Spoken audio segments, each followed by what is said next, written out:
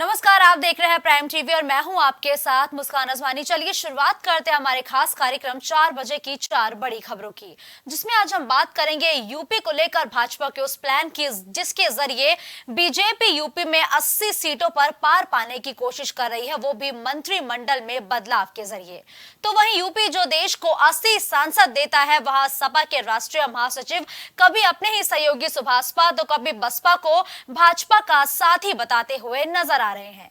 जहां एक तरफ सपा खुलकर ओपी राजभर पर बयान दे रही है, तो राजभर भी गुपचुप तरीके से अपने पुराने साथी के साथ आने की रणनीति बना रहे हैं। और जितनी गर्मी यूपी की राजनीति में है, उससे कहीं ज्यादा जमीनी स्तर पर जनता बारिश से परेशान है। तो बने रहिए मेरे साथ, क्योंकि अब हम खबरों पर चर्चा करेंगे, वो भी विस्तार से। तो 4 बजे की 4 बड़ी खबरों में आज हम विस्तार से चर्चा करेंगे। तो देखिए, चुनाव के मद्देनजर बीजेपी में बैठकों का दौर लगातार जारी और बदलाव की भी तैयारी है।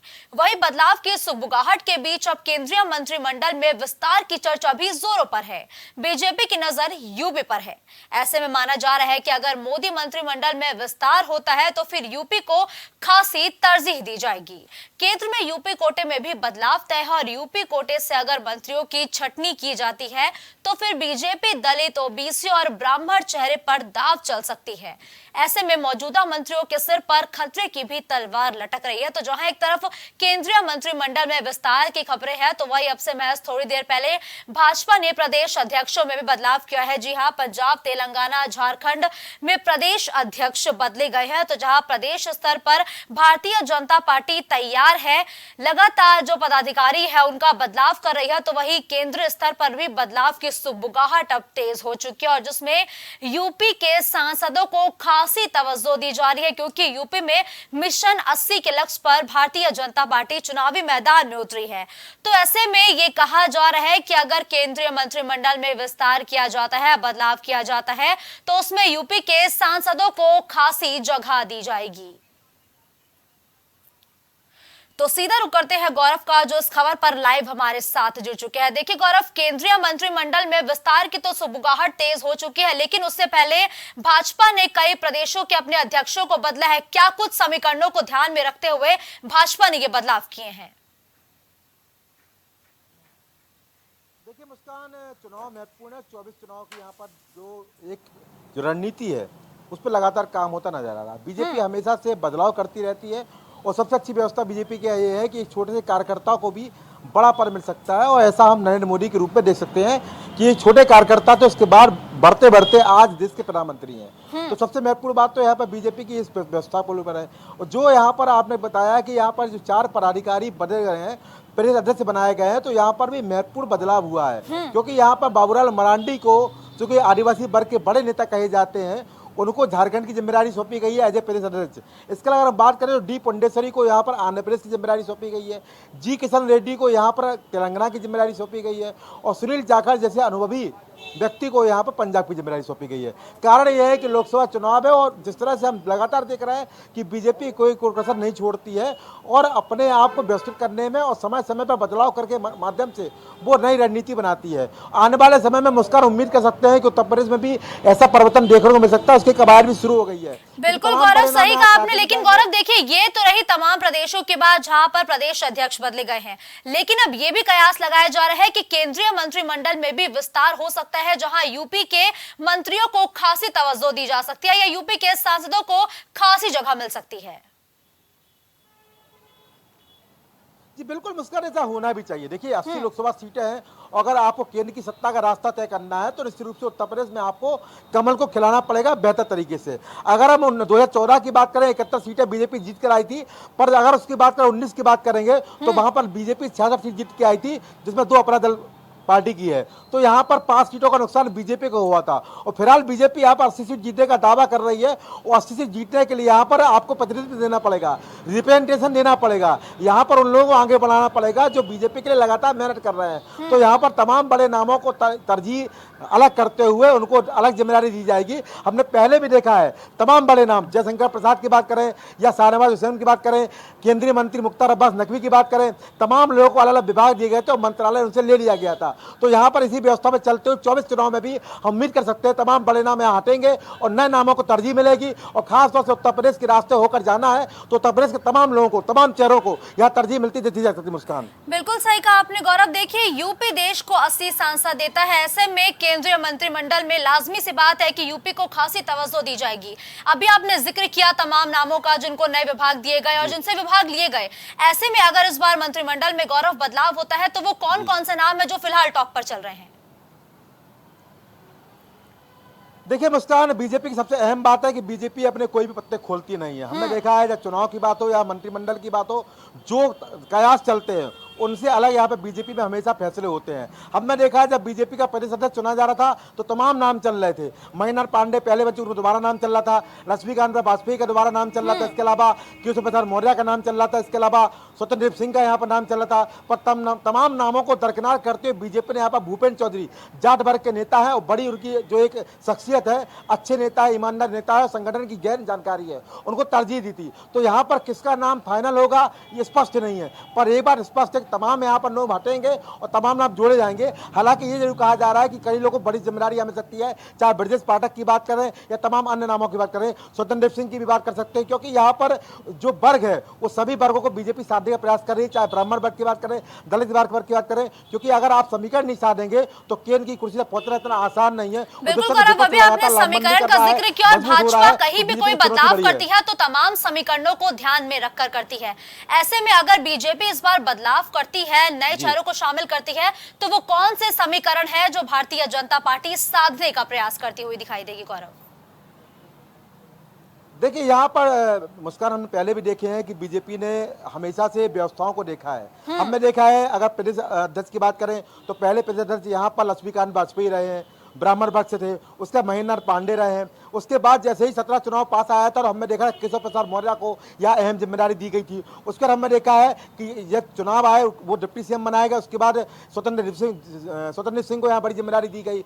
ओबीसी वर्ग को प्रतिनिधित्व देने का मौका कर रहे हैं और निश्चित रूप से यहाँ पर प्रयास यही है कि जो बड़ा वर्ग है, जो दलित वर्ग है, जो ओबीसी वर्ग है, जो पिछड़ा वर्ग है, उसको यहाँ पर विकास के मुख्यधारा में लाए, उनको रिप्रेजेंटेशन दें, उनको पार्टी में आगे बढ़ाएं, क्योंकि ये जो वर्ग है ये हमेशा से बसपा का वर्ग माना जाता रहा है, हमेशा कांग्रेस का वर्ग माना जाता रहा है। पर फिलहाल ये वर्ग लगातार बीजेपी के साथ है और बीजेपी इस चुनाव में 24 चुनाव में भी इस वर्ग को लेकर साथ चलना चाहती है, इसलिए इस वर्ग को यहाँ प्रमुखता मिलेगी। इसके अलावा बीजेपी तमाम समीकरणों की बात करें, चाहे ब्राह्मण की बात करें, चाहे कायस्थ की बात करें, चाहे जो वैश्य समाज की बात करें, सबको प्रतिनिधित्व देगी और एक समीकरण बैठाएगी कि हमने सबको यहाँ मौका दिया है आगे बढ़ने का और सबको नेता को यहाँ पर हमने केंद्रीय मंत्रिमंडल की बात करें और चाहे संगठन की बात करें, सबको मौका यहाँ पर मुस्कान दिया जाएगा इस फेरबदल के माध्यम से।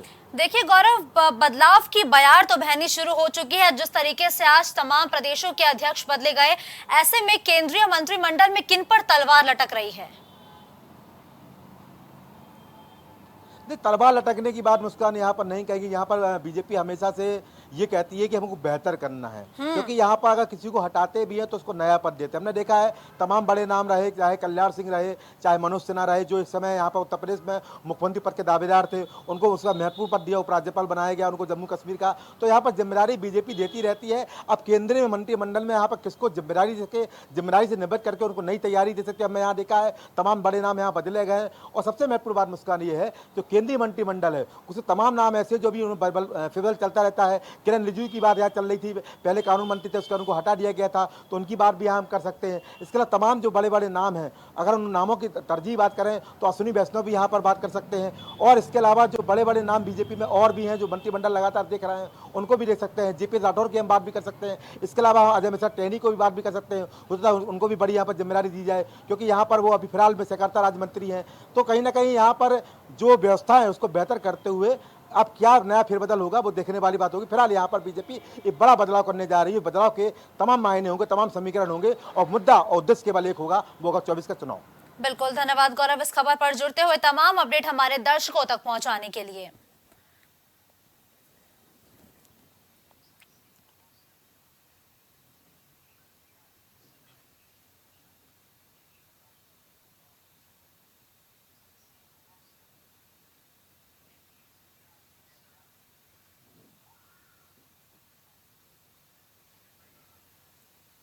तो देखिए वही अगले साल होने वाले लोकसभा चुनाव को लेकर यूपी में सभी पार्टियों में खासा उत्साह है। इसी बीच शिवपाल यादव ने अपना बड़ा बयान दे दिया है। ओपी राजभर के सपा में टूटे वाले बयान पर शिवपाल ने कहा कि ये बहुत हल्के लोग हैं, चुनाव के समय अपनी दुकान चलाने के लिए ये ऐसा करते हैं। आगे उन्होंने कहा कि ये बहुत पहले से भाजपा के संपर्क में है। शिवपाल ने आगे कहा कि ओम प्रकाश राजभर को अपने लिए दूसरी सीट ढूंढनी पड़ेगी। शिवपाल सिंह यादव ने इस दौरान मायावती पर भी निशाना साधा। मायावती पर तंज कसते हुए शिवपाल यादव ने कहा कि मायावती भाजपा की बी टीम है। आगे कहा कि भारतीय जनता पार्टी से बहुजन समाज पार्टी के नेता डरते हैं। एक बार हम लोग बहुजन समाज पार्टी को तोड़ चुके हैं, जरूरत पड़ी तो दोबारा भी तोड़ देंगे। ये लोग बहुत हल्के लोग हैं और जब जब इस तरीके के चुनाव आता है तब ये लोग इस तरह की बातें करने लगते हैं जिससे कि इनकी दुकान चलने लगे। तो ये इनका दुकान चलाने का एक तरीका है और ये भारतीय जनता पार्टी में तो हमेशा संपर्क में रहे हैं और भारतीय जनता पार्टी के संपर्क में हम भी, और कोई ऐसा नेता नहीं था कुछ समय पहले जो छोटे से लेकर के बड़े हमसे न मिला, लेकिन हमको तो नहीं हिला पाए। हम लोग समाजवादी हैं ना, तो हमको तो नहीं हिला पाए और हमारा अब इस समय क्लियर प्रयास है 2024 में विपक्ष को इकट्ठा करके और संगठन को मजबूत करके 2024 के चुनाव में भारतीय जनता पार्टी को उत्तर प्रदेश से हराएं।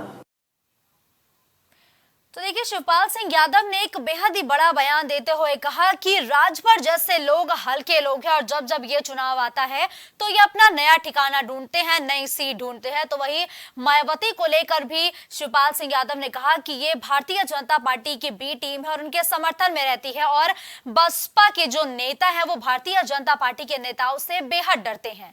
सीधे रुख करते हैं विभांशु का, जो इस खबर पर हमारे साथ जुड़ चुके हैं। देखिए विभांशु, ओपी राजभर कभी विपक्षी के समर्थन में रहते हैं तो कभी वो भारतीय जनता पार्टी के नेताओं के साथ नजर आते हैं। ऐसे में अंदर खाने ये कहा जा रहा है कि ओपी राजभर की भाजपा के नेताओं से बैठक है, लेकिन इस बीच जिस तरीके से ये शिवपाल सिंह यादव ने बयान दिया है, कैसे देखा जाए इसे? जी बिल्कुल, अगर बात की जाए तो कल ओम प्रकाश राजभर की तरफ से एक बयान जारी किया गया था जिसमें उनकी तरफ से आरोप लगाया गया था कि समाजवादी पार्टी के कई नेता सुभसपा और साथ ही साथ बीजेपी के दिल्ली दरबार से कहीं ना कहीं संपर्क में है। उसके ठीक बाद नेता प्रतिपक्ष अखिलेश यादव की तरफ से बयान आता है कि संपर्क में है तो ले जाएं।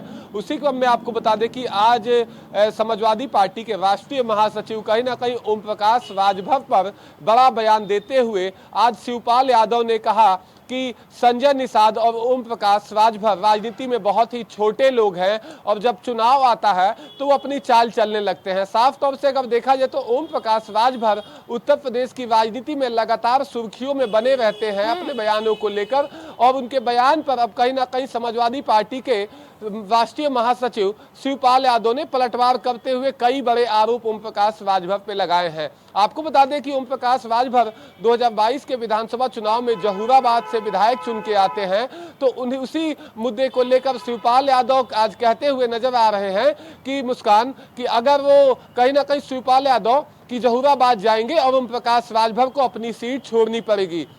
उसके ठीक बाद आपको बता दें कि ओम प्रकाश राजभर के बयान को लेकर आज कहीं ना कहीं राष्ट्रीय महासचिव सपा के शिवपाल यादव काफी अग्रेसिव नजर आए। उनका साफ तौर पे कहना है कि भारतीय जनता पार्टी से लड़ने के लिए हम पूरी तरह से तैयार हैं और ओम प्रकाश राजभर कहीं ना कहीं चुनावी मेढक के तरह से राजनीति करते हुए नजर आते हैं। ठीक है, लेकिन विभांशु देखिए पूर्वांचल के कई क्षेत्र ऐसे हैं जहां पर ओपी राजभर का जनाधार काफी ज्यादा है, वहां पे ओपी राजभर की खासी लोकप्रियता है।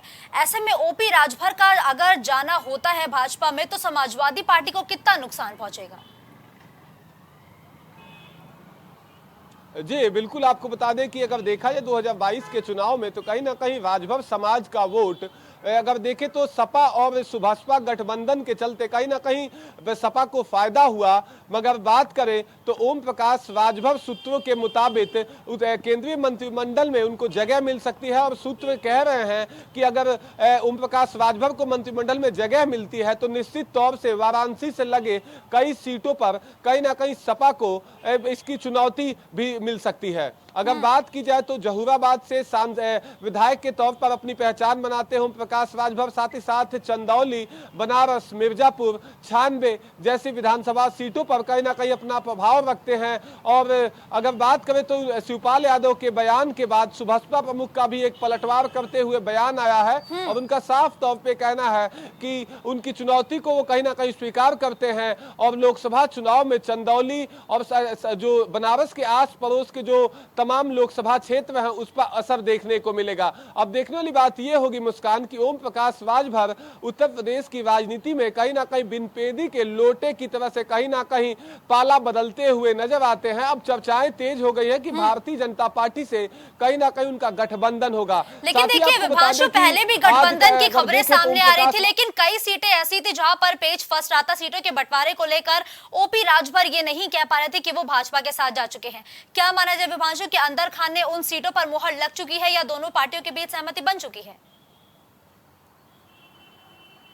जी बिल्कुल, अगर बात करें तो सत्ता के गलियारों में सूत्रों में कहीं ये चल रहा है कि ओम प्रकाश राजभर की पार्टी सुहेलदेव भारतीय समाज पार्टी को सांसद में उत्तर प्रदेश की 80 सीटों में से 2 सीट कहीं ना कहीं भारतीय जनता पार्टी दे सकती है अगर गठबंधन होता है। भारतीय जनता पार्टी के प्रदेश अध्यक्ष भूपेंद्र सिंह चौधरी आज दिल्ली दरबार तलब किए गए हैं। इससे साफ है कि कहीं ना कहीं दिल्ली दरबार के तमाम जो भारतीय जनता पार्टी के शीर्ष नेतृत्व है वो ओम प्रकाश राजभर के भाजपा में आने को लेकर भी चर्चा करेगा। और ओम प्रकाश राजभर भी बीते दिन केंद्रीय गृह मंत्री अमित शाह से मिल चुके हैं, जो भाजपा के अंदर में चारक की भूमिका में नजर आते हैं। अगर बात की जाए तो अब देखने वाली बात यह होगी कि आज भूपेंद्र सिंह चौधरी जब दिल्ली दरबार में बैठते हैं तो किस मुद्दे पे बात होती है और उत्तर प्रदेश की राजनीति में कैसी तस्वीर बनती है वो आने वाला वक्त बताएगा। बिल्कुल सही कहा आपने। देखिए विभांशु, लेकिन जिस तरीके से शिवपाल सिंह यादव कह रहे हैं कि हमारी पार्टी को कोई नहीं तोड़ सकता है,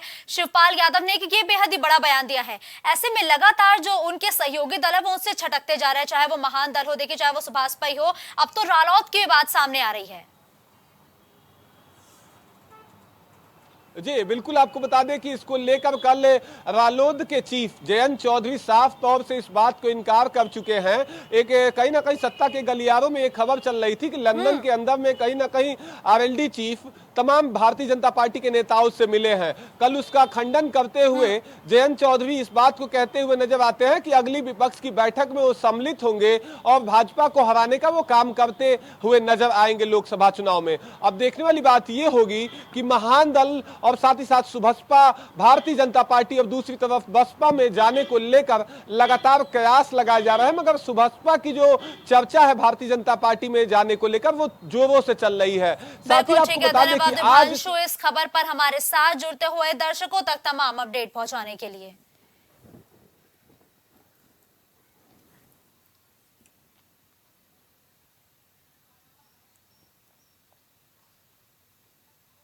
तो देखिए वहीं यूपी की राजनीति में थाली का बैगन कहे जाने वाले राजभर एनडीए में शामिल हो सकते हैं। दावा किया जा रहा है कि कुछ सीटों को लेकर पेच फंसा हुआ है, किस सिंबल पर राजभर लोकसभा चुनाव लड़ेंगे इससे लेकर बात फंसी हुई थी। इस मामले को लेकर ही 2019 में भी राजभर एनडीए से अलग हुए थे। राजनीति के जानकार बताते हैं कि 2019 में राजभर की जिद थी कि उनके बेटे अरविंद राजभर को छड़ी चुनाव चिन्ह पर चुनाव लड़ाया जाए। हालांकि 2019 में बीजेपी ने राजभर का यह सुझाव नहीं माना था। उसका कहना था कि जैसे ही सहयोगी निषाद पार्टी के अध्यक्ष संजय निषाद के बेटे प्रवीण निषाद संत कबीर नगर से लोकसभा का चुनाव बीजेपी के सिंबल पर लड़ना चाहते हैं, वैसे ही घोसी सीट से अरविंद राजभर भी प्रत्याशी बन सकते हैं। जबकि राजभर को मंजूर नहीं हुआ और आखिरकार ये गठबंधन टूट गया था। हालांकि राजभर कभी एनडीए तो कभी विपक्षी एकता को समर्थन देते नजर आते हैं और पूर्वांचल की कई ऐसी सीटें हैं जिस पर राजभर समाज के लोगों की अधिकता है। यूपी की घोसी, गाजीपुर, चंदौली, सोनभद्र, आजमगढ़ और सलेमपुर समेत कई ऐसी सीटें हैं जहां पर ओपी राजभर का खासा प्रभाव है। तो सीधा रुख करते हैं विवेक का, जो इस खबर पर लाइव जुड़ेंगे तमाम अपडेट हमारे दर्शकों तक पहुंचाने के लिए। देखिए विवेक, लगातार सियासी गलियारों में एक खबर है जो 2-3 दिनों से चर्चा का विषय बनी हुई है, वो है ओपी राजभर का एनडीए में विलय हो जाना।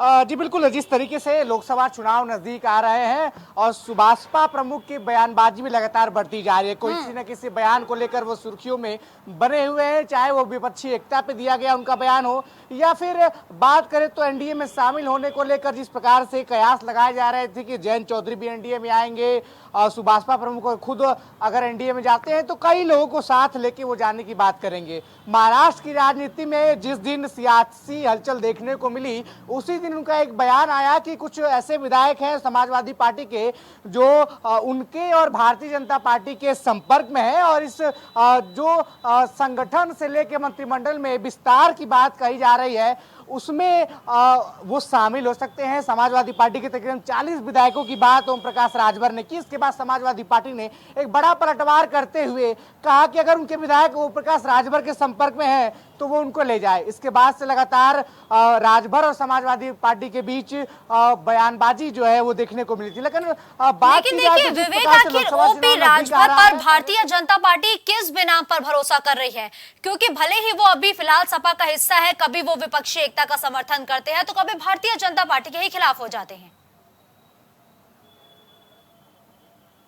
जी बिल्कुल, ओम प्रकाश राजभर लगातार अगर बात करें तो जब से वो समाजवादी पार्टी से अलग हुए हैं तो उनका निशाना उत्तर प्रदेश की सरकार कम, भारतीय जनता पार्टी की सरकार कम, अखिलेश यादव ज्यादा रहे हैं। इससे उनकी करीबिया भी भारतीय जनता पार्टी से बढ़ी है और हमने देखा कि कई बार सार्वजनिक स्थलों पे, सार्वजनिक जगहों पर सूबे के डिप्टी सीएम ब्रजेश पाठक और दयाशंकर सिंह से उन्होंने आमने सामने कई बार मुलाकात की है। अगर बात करें तो इस बार के निकाय चुनाव में जिस तरीके से अलग होके वो बात कर रहे थे, अलग लड़ रहे थे, उसके बाद देखा जाए तो जिस तरीके से जो चुनाव हुआ था भारतीय जनता पार्टी के प्रत्याशियों का उन्होंने समर्थन कर दिया था। इसके बाद देखने को साफ तौर पर मिलता है कि कहीं ना कहीं उनका झुकाव भारतीय जनता पार्टी की तरफ है। और जब बनारस में मुख्यमंत्री योगी आदित्यनाथ गए हुए थे सर्किट हाउस में तो वहां से भी उनके मिलने की खबरें आई थी कि ओम प्रकाश राजभर वहां मुख्यमंत्री से मिलकर आए हुए हैं। बाद में उन्होंने तमाम मुलाकातों पर खंडन किया, उनका कोई मुलाकात नहीं हुई है। अगर स्थिति को देखा जाए तो 2 या 3 सीटों पर पहले से ही बीजेपी और सुभाषपा की बात चल रही है, लेकिन सुभाषपा चाहती है कि उसको इससे कुछ ज्यादा ही मिले, चाहे इधर मिले चाहे वो उधर मिले। लेकिन विपक्षी एक तरफ तो ओम प्रकाश राजभर को पूछ नहीं रहा, वहीं लगातार पूर्वांचल में उनका जनाधार बढ़ा है, ये सही बात है। उसको लेकर भारतीय जनता पार्टी उनको अपने पाले में लाने के लिए तैयार है। लेकिन देखिए विवेक, पाले में लाने को तो तैयार है, लेकिन इस बीच कहीं ना कहीं भारतीय जनता पार्टी भी आपस में गुटबाजी में बढ़ता हुआ नजर आएगा। देखिए संजय निषाद भी कहीं ना कहीं मुखर होकर सीधे नहीं इनडायरेक्टली ही ओपी राजभर के खिलाफ बोलते हुए दिखाई दिया है। तो वही अब ओपी राजभर के एनडीए में जब से शामिल होने की खबर है तो ऐसे में संजय निषाद का क्या कुछ होगा? ये फोन कट गया, अभियांशु भाई का फोन तो चलिए धन्यवाद विवेक, इस खबर पर हमारे साथ जुड़ते हुए दर्शकों तक तमाम अपडेट पहुंचाने के लिए।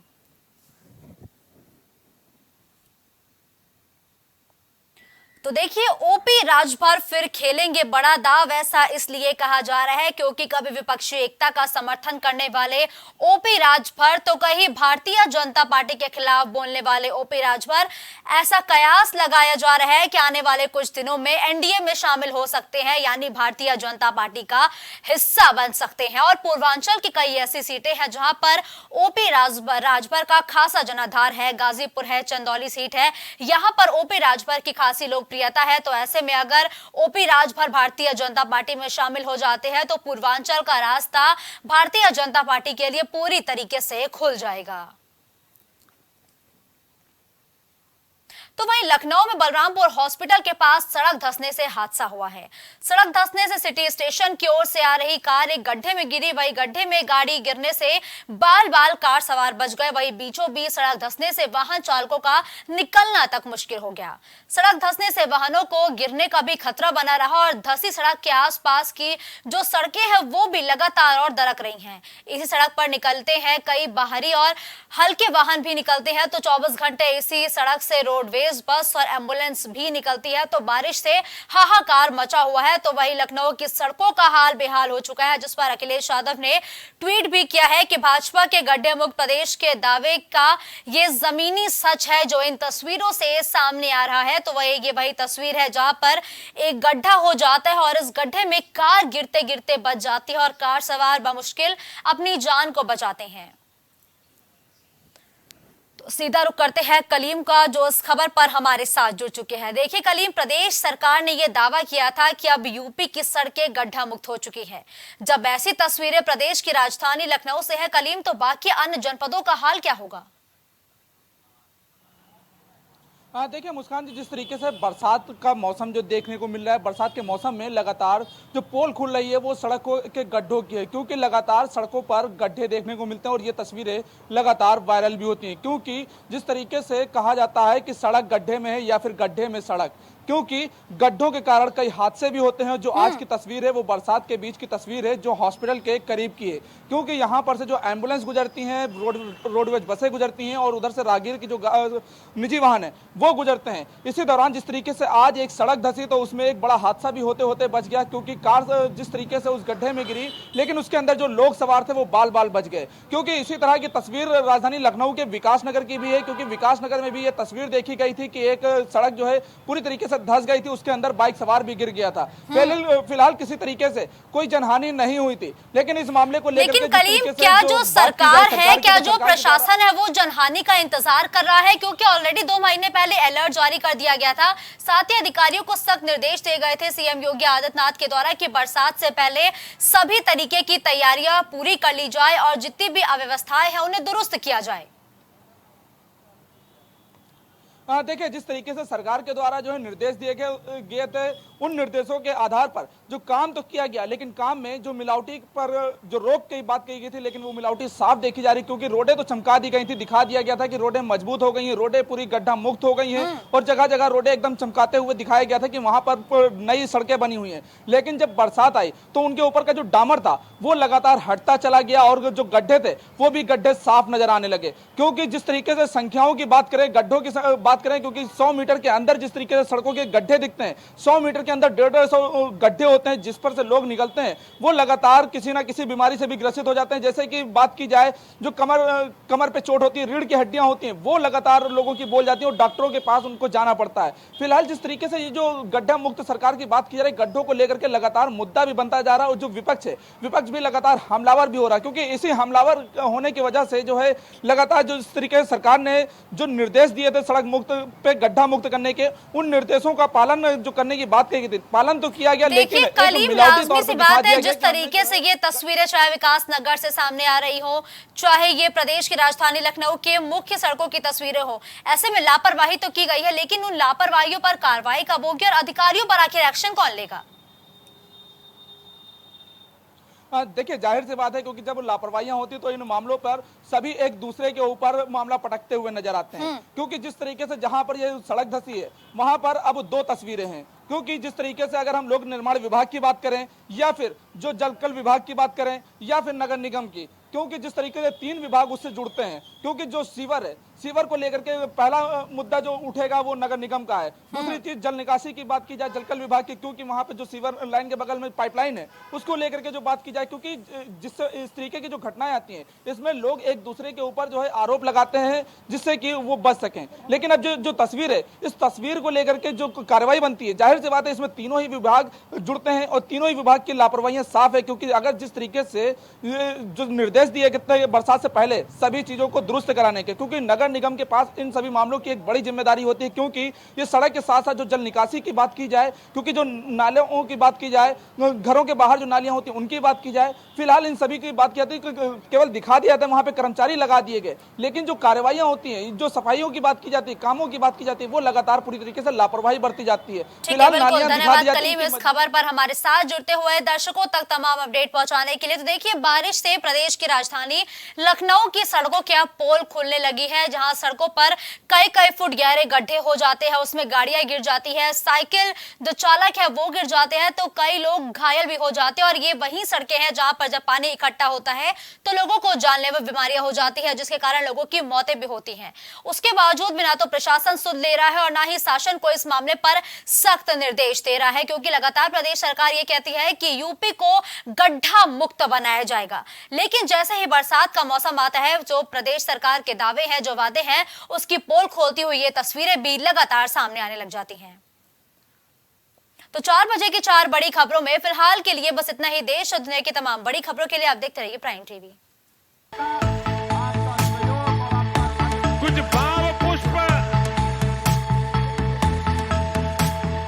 आप देख रहे हैं प्राइम टीवी, सच साहस सरोकार।